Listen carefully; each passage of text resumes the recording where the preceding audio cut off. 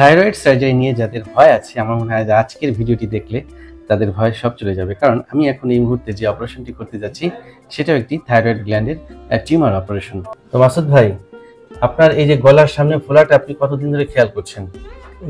এটা মিনিমাম 15 বছর আগে থেকে। 15 বছর আগে থেকে আপনি খেয়াল করছেন। আমি একটু সারফেস মার্কিং করছি, আপনারা খেয়াল করুন।